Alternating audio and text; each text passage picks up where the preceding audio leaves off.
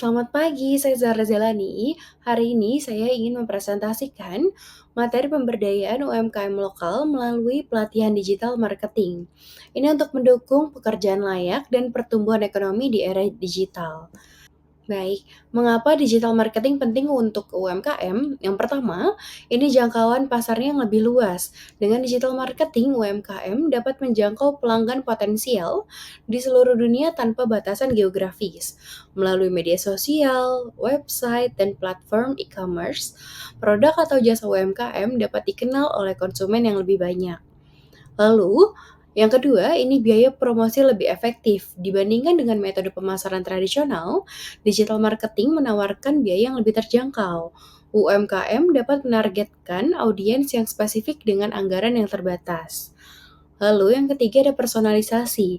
Untuk digital marketing memungkinkan UMKM untuk berinteraksi secara langsung dengan pelanggan dan memberikan pengalaman yang lebih personal. Melalui data yang diperoleh, UMKM menyesuaikan pesan pemasaran mereka sesuai dengan preferensi pelanggan. Lalu, di sini ada untuk analisis kebutuhan dan tantangan UMKM lokal. Yang pertama, di sini ada keterbatasan anggaran. Keterbatasan anggaran merupakan salah satu kendala terbesar yang dihadapi UMKM dengan modal terbatas.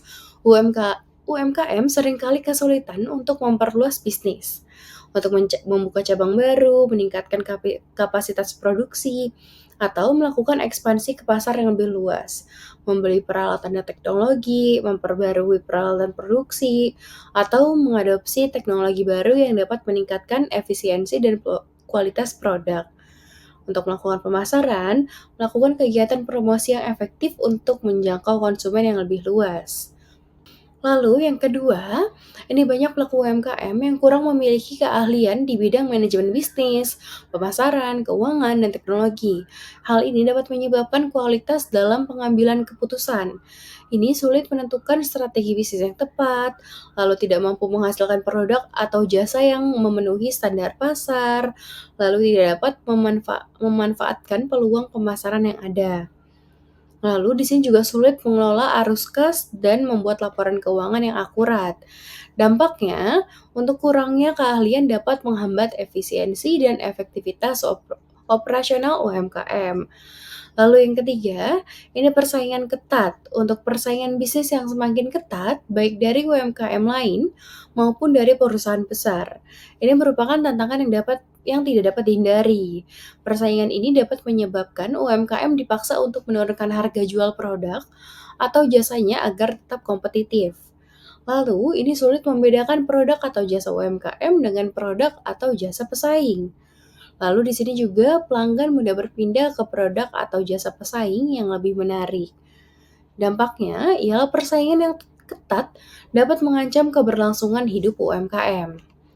Lalu, di sini ada perencanaan program pelatihan digital marketing. Selama pelaksanaan, beberapa hal yang penting perlu diperhatikan adalah yang pertama ada ciptakan suasana yang kondusif untuk interaksi antar peserta dan instruktur. Lalu yang kedua ada berikan kesempatan kepada peserta untuk mempraktikkan materi yang telah dipelajari melalui tugas dan atau proyek. Lalu yang ketiga adalah lakukan evaluasi secara berkala untuk mengukur pemahaman peserta dan menyesuaikan materi jika diperlukan. Lalu di sini ada evaluasi program pelatihan. Evaluasi ini dilakukan untuk mengukur keberhasilan program pelatihan dan mendapatkan masukan untuk perbaikan di masa mendatang. Di sini ada beberapa metode evaluasi yang dapat digunakan. Yang pertama ada kuesioner, yang kedua ada tes prestasi, yang ketiga ada studi kasus, dan yang keempat ada analisis data. Lalu di sini ada pengembangan. Untuk pengembangan program pelatihan berdasarkan hasil evaluasi, nanti akan dilakukan pengembangan program pelatihan secara terus-menerus.